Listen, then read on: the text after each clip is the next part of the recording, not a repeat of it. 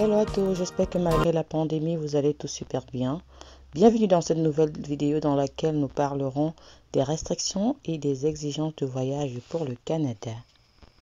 Alors, si vous ou même quelqu'un que vous connaissez projetez de venir au Canada dans les prochains mois, il serait sage d'écouter cette vidéo jusqu'à la fin. En ce qui concerne les restrictions de voyage, il est désormais exigé des tests COVID préalables au départ et des exigences de résultats négatifs pour tous les voyageurs aériens à destination du Canada. En effet, le gouvernement canadien a déclaré que dès le 7 janvier 2021, tous les passagers aériens âgés de 5 ans ou plus devront subir un test COVID avant leur départ et seront tenus de présenter un résultat négatif au test COVID-19 avant de venir au Canada depuis un pays étranger. Le ministre des Transports Marc Garneau a déclaré, je cite, « Notre gouvernement reste déterminé à protéger la santé et la sécurité des Canadiens. Ces nouvelles règles apporteront une protection supplémentaire aux Canadiens alors que nous nous efforçons d'évaluer les risques pour la santé publique et de stopper la propagation du coronavirus. Je vous conseille donc vivement de prendre cela en considération si vous avez déjà votre visa au risque de vous voir refuser l'accès au Canada. » Il est important de mentionner qu'une preuve de vaccination ne remplacera pas des résultats de tests négatifs. Le test COVID doit être effectué à l'aide d'un test COVID-19 d'amplification en chaîne par polymérase moléculaire ou PCR. Il doit être effectué dans les 72 heures avant l'embarquement sur un vol à destination du Canada.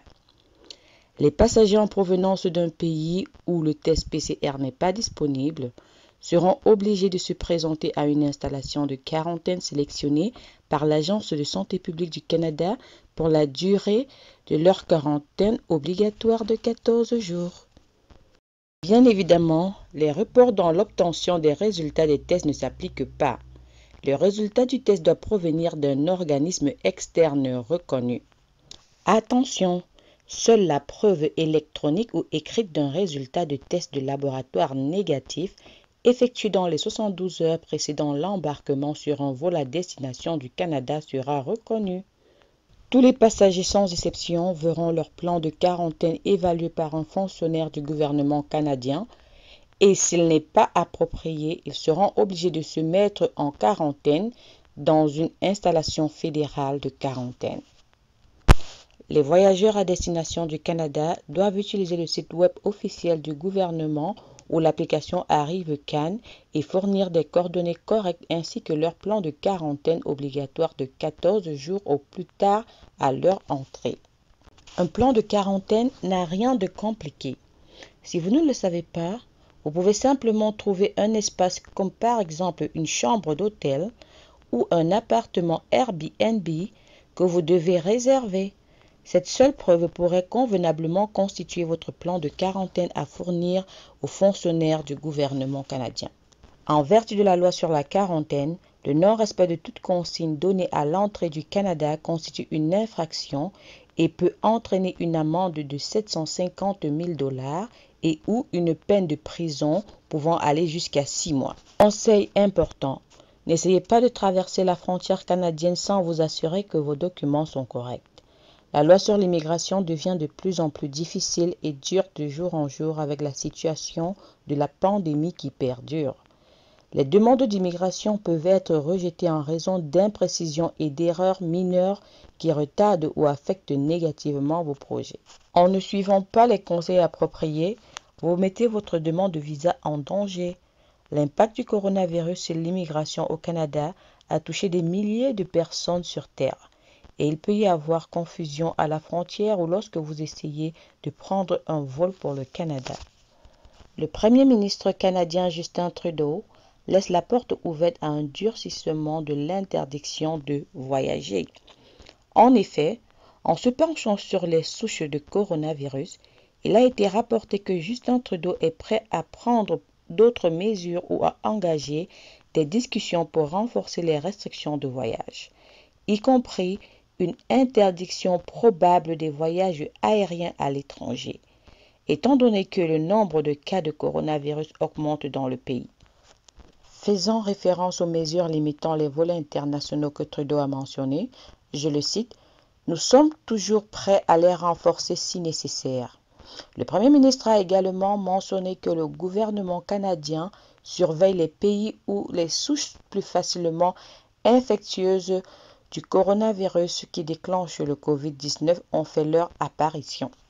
Justin Trudeau a mis en garde contre les mutations gênantes au Brésil ainsi qu'au Royaume-Uni, dont le Canada a interdit les vols aller-retour en décembre 2020.